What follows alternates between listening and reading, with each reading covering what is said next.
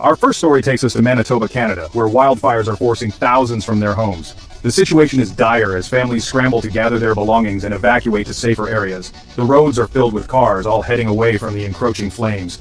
The images are stark skies choked with haze, forests reduced to embers, and the air thick with smoke.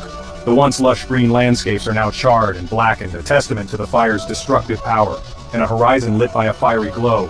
At night, the wildfires create an eerie, almost apocalyptic scene, with flames lighting up the sky and casting a red hue over the horizon. Firefighters face extreme heat and unpredictable winds, working tirelessly to contain the blazes.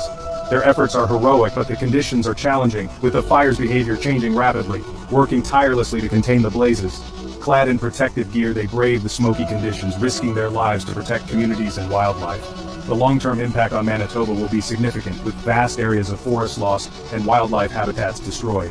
The economic and environmental toll will be felt for years to come, a reminder of the increasing threat of climate-related disasters. This event underscores the urgent need for action on climate change to prevent such devastating occurrences in the future. Turning now to the Middle East, where delicate negotiations for a ceasefire in Gaza hang in the balance. Hamas has responded to a US-backed proposal making significant demands for changes to the plan. They seek a swifter end to hostilities and specific terms for Gaza's reconstruction. The world watches, hoping for a breakthrough. We move to Russia, where a railway bridge collapse has led to a devastating incident. At least 7 people are confirmed dead after tons of concrete and steel crushed a passenger train. Rescue efforts are ongoing, hampered by the scale of the debris. Investigations into the cause are underway, focusing on structural fatigue and maintenance issues. Chapter 4. Ukraine's silent struggle. Resistance under Russian occupation. In conflict-ridden Ukraine, ordinary citizens engage in silent acts of resistance. They share information, refuse to implement Russian curricula, and display Ukrainian colors. These acts maintain morale and a sense of agency in an environment designed to crush both.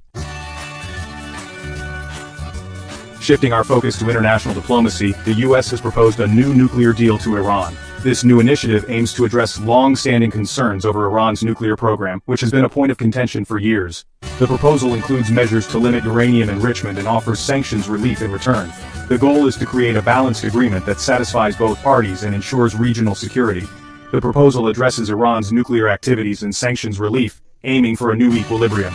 By curbing Iran's ability to enrich uranium to weapons-grade levels, the US hopes to prevent the development of nuclear weapons. In exchange, Iran would receive relief from economic sanctions that have severely impacted its economy. Iran's nuclear program is more advanced than before, increasing the urgency of these talks. The International Atomic Energy Agency has reported significant progress in Iran's nuclear capabilities, making it crucial for both nations to reach a timely agreement.